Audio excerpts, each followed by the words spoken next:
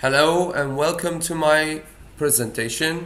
My name is Mahdi Donbali and I'm going to talk about trying out new ideas for professional development. So, what is professional development? Well, if we think about the meaning of the term, it is about developing our professional skills in order to become better at what we do, which in our case is going to be teaching English as a foreign language or as a second language. So, according to literature, PD is about teachers learning how to learn, and transforming their knowledge into practice for the benefit of their students' growth. And according to Firestone and Panel, PD should have a clear focus on a single subject area, teaching method or the approach to reform.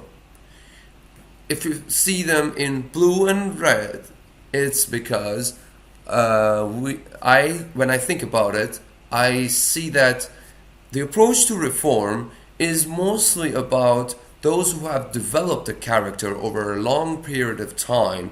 So they need to look back and reconsider some of the points in their teaching character.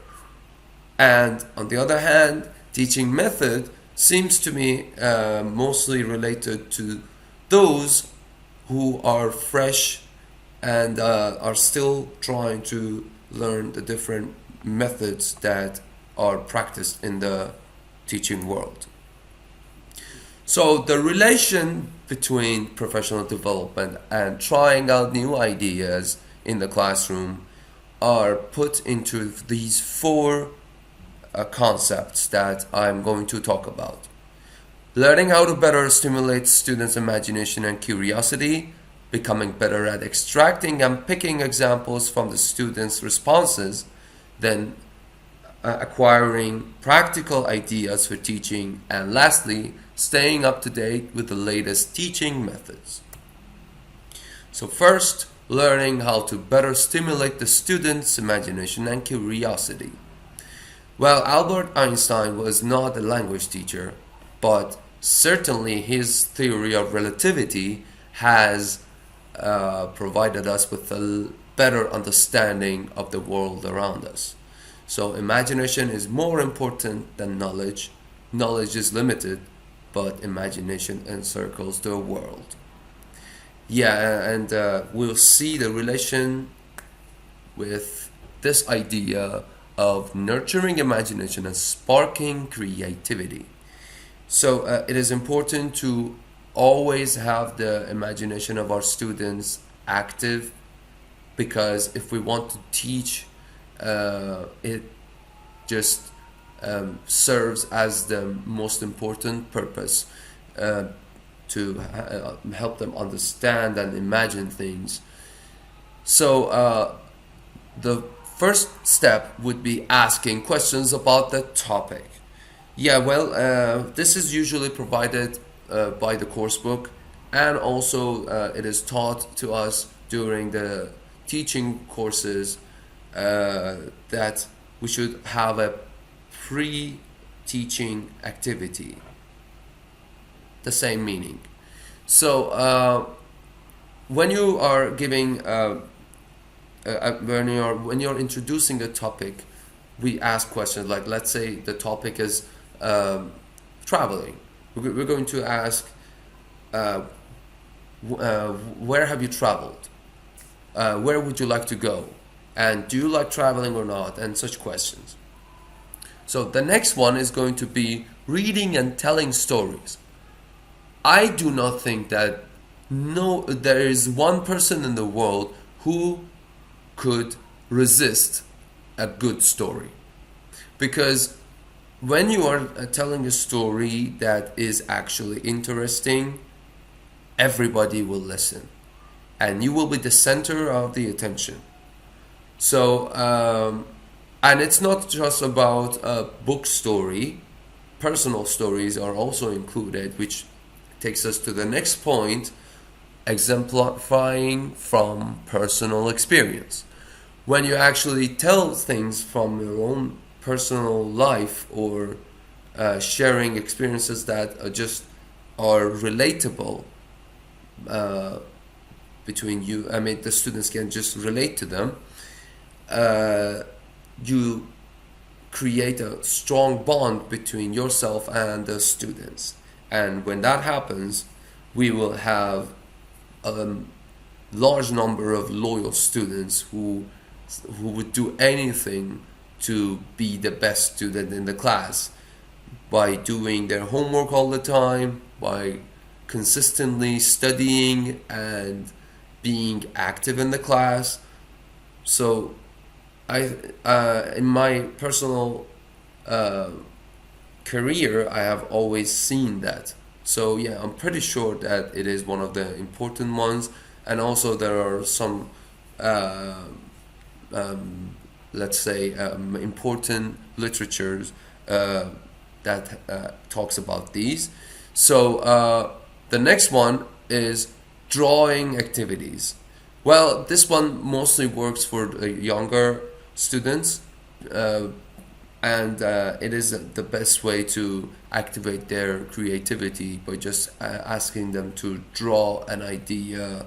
Well, of course, not just any idea, one that is applicable. And the last idea in this concept is competitive group activity. Well, this one is mostly useful in a teenage group because teenagers are always competitive. They want to be the best. They have a ton of energy to provide for the activities. And so if they are interested, they can be put into different groups, and a task that is competitive could be given to them in order to just extract all that all the result that we want to have by just giving them the idea, giving them a problem, and asking them to solve it. And the knowledge that they have received is going to be the tools for them to use, accompanied with their own creativity and imagination to solve the problem as the best person in the classroom. So the next idea we're going to talk about is becoming better at extracting and picking examples from students' responses.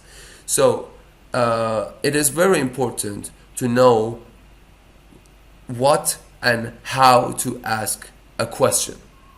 I have had this many times that the warm-up activities or just any question that we want to ask have been implemented so badly that it has caused it has just costed me a lot because the students do not feel connected and they are confused. So the question's structure has to be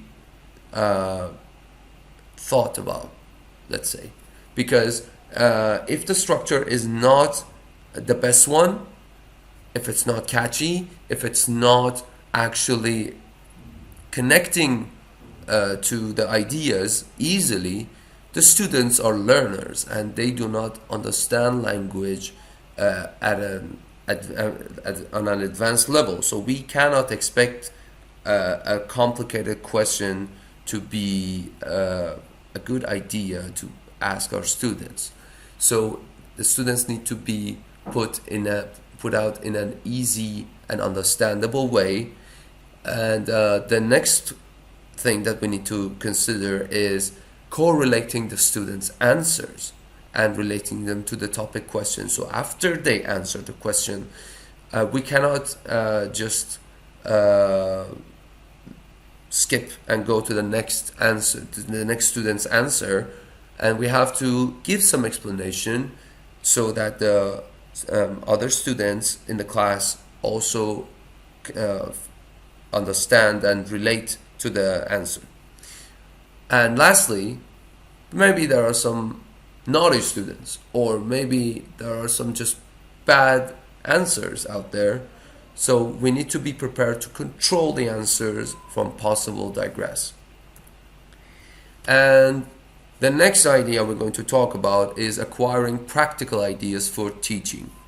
So, practical ideas for teaching are going to change our mindset on how to deal with different situations, and it's going to develop our problem solving skills and it's going to make us more aware of the unexpected situations, and lastly using the design thinking process.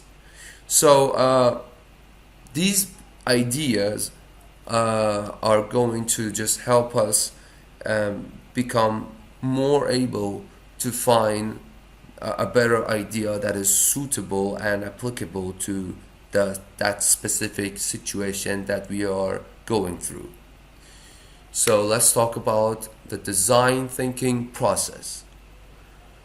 So if let's look at this picture from left to right. We have empathize, define, ideate, prototype, and test. So when we empathize, we are going to feel our surroundings, feel the different factors, and understand the circumstances. Then we will be able to define the problem as accurately as possible, and once we achieve that, then we can come up with the good ideas that are going to help us solve our problems, and then we can have a prototype of the idea prepared to be tested in hope for a solution. So according to Simon, design thinking is the changing of existing conditions to preferred ones. Pink says a frame of mind for problem solving that is essential for the conceptual age, where creativity and innovation are key contributors to higher productivity. Lockwood says that it is an application of designer sensibility and problem-solving methods.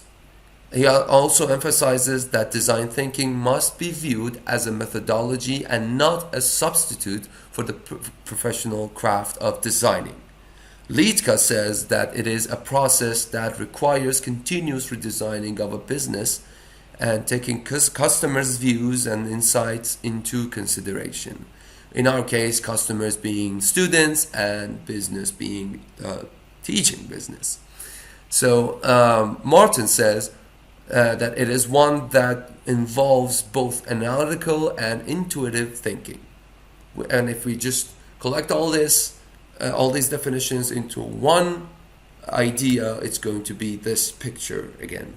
So this is design thinking, one of the most important tools in order to come up with a better idea for our situation. So the essence of design thinking is considered to be abductive reasoning, not deductive or inductive alone. And it needs 3 skills: cognitive, affective, and interpersonal skills.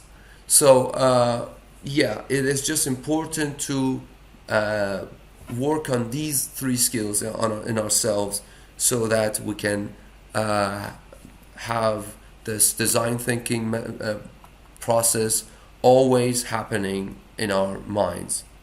So the next and the last idea is to staying up to date. To stay up to date with the latest teaching methods and ideas.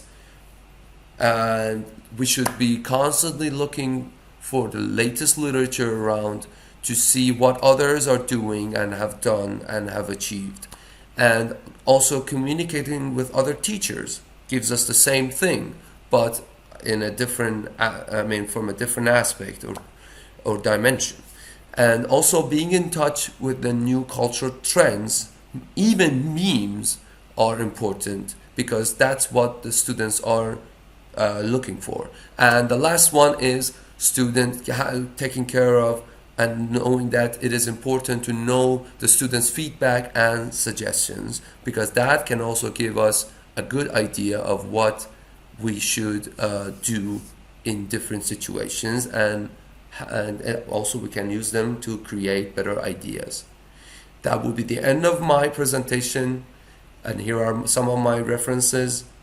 Thank you so much for putting your time into watching this video. See you next time.